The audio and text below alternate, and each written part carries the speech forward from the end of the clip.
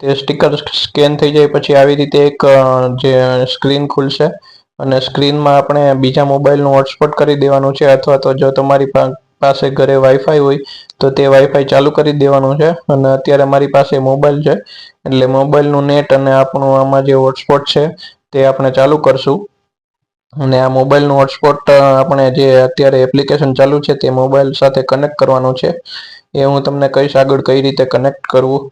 જો તમને વિડીયો ગમતો હોય તો આ વિડીયોને લાઇક, શેર અને સબસ્ક્રાઇબ કરો. હવે તમે જોઈ શકો છો કે આ Redmi Note 8 Pro છે તે કસ્ટમરનો મોબાઈલ છે, એટલે કસ્ટમરના હોટસ્પોટથી આપણે જે એપ્લિકેશન ચાલુ કરી હતી તે એપ્લિકેશન કનેક્ટ કરાવવાની છે. એટલે અમને પાસવર્ડ ખબર નહોતો કસ્ટમરનો, એટલે અમે અત્યારે હોટસ્પોટનો પાસવર્ડ જોઈને આપણે જે એપ્લિકેશનમાં આવે છે તે એપ્લિકેશનમાં આપણે એન્ટર કરવાનો છે. અને હું અત્યારે પાસવર્ડ એન્ટર કરી રહ્યો છું.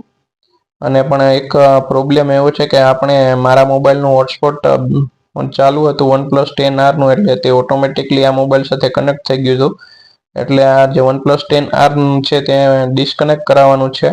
અને ડિસ્કનેક્ટ કરવા માટે આપણે સેટિંગમાં જઈને તેમાં ફોરગેટ લખેલું હશે, એટલે ફોરગેટ આપણે આપી દેવાનું છે.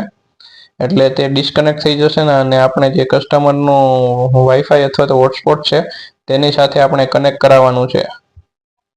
હવે આ એપ્લિકેશનમાં યાદ રાખવાનું છે કે આપણે જો કસ્ટમરનું ઘરનું વાઈફાઈ હોય તો તેની સાથે કનેક્ટ કરાવવાનું છે, અથવા કસ્ટમરના ઘરે જો વાઈફાઈ ન હોય તો કસ્ટમરના ઘરે જે ઇન્વર્ટરની બાજુમાં જે ફોન હોય તેના હોટસ્પોટ સાથે આપણે કનેક્ટ કરાવવાનું છે. એટલે બીજા સાથે કનેક્ટ કરાવશો તો તેને વાઈફાઈ મળશે ને ઇન્વર્ટરને, એટલે ચાલુ નહીં થાય.